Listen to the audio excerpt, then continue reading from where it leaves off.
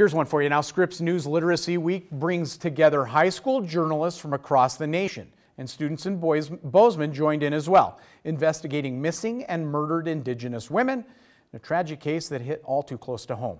MTN's Cody Boyer was behind the camera as the team tackled the topic.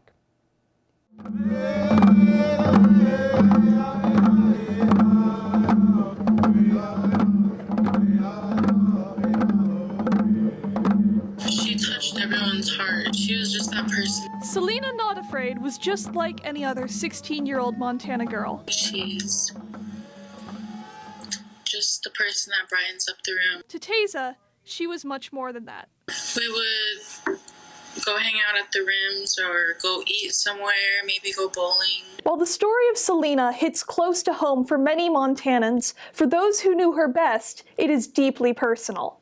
We reached out to Taza, Selena Not Afraid's best friend and the one who first started the social media campaign to bring her home. She touched everyone's heart. She was just that person that was there for anybody. Memories, playing basketball together to the everyday routine, attending classes at St. Labret Indian School in Billings. Until New Year's Day.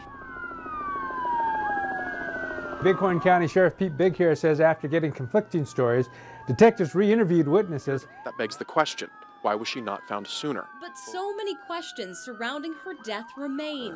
I'm sure that there'll be a lot of broken hearts. Yeah. Never thought something like this would happen. Never thought I would be having to look for Selena.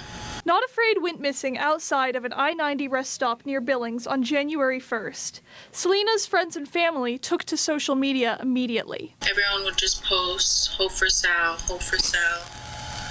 because everyone was so worried and concerned. I still have hope, and I'm not gonna stop. Just minutes after this interview, Bighorn County Sheriff's officials reported they had discovered a body near the place Not Afraid had disappeared, and a short time later, confirmed the worst. This isn't just a Montana issue, this isn't just an indigenous issue, this is an American issue. To Katie Fire Thunder in Bozeman, Not Afraid Stories is part of something larger. A big issue I hear consistently with these families is not enough has been done. Fire Thunder is a student and a columnist on a collective called Changing Women, sharing stories of murdered and missing young women. Fire Thunder says she was especially moved by the story of another missing Native young woman, Henny Scott. Scott, who went missing on December of 2018, was only 14 years old when she was found dead. And the fact that it's still happening at an enormous rate is appalling and unacceptable, and so I think making sure these people in power, our local politicians, national politicians, know who these girls are. Selena's story has resonated with many people in Montana and beyond, but there are hundreds of cases like Selena's all around the country. People who care about this issue are taking to social media to help bring awareness to the problem.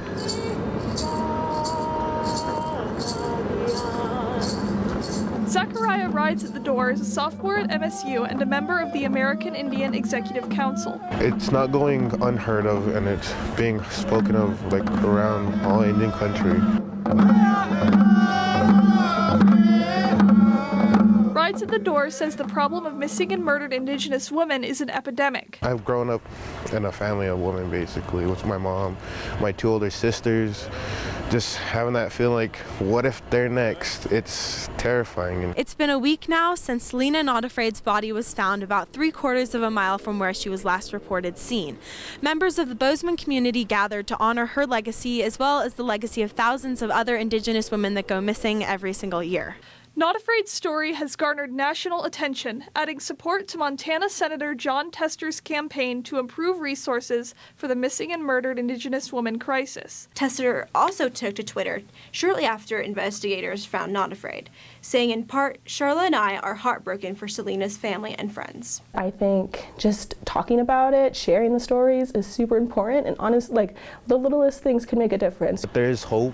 We can come together as a community and as people. You won't ever be forgotten. A message that, as Taza puts it, is as powerful as Not Afraid could have hoped for. A memory she will always hold on to. I still go back through our text messages and I reread them. She's always telling me to keep my head up and to keep pushing myself.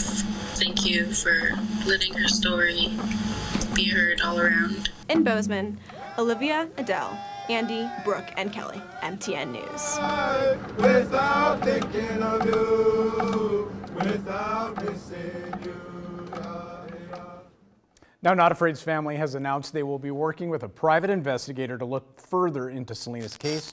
Her funeral was held over the weekend. Shout out to those high school students and to MTN's Cody Boyer for putting that piece together. In other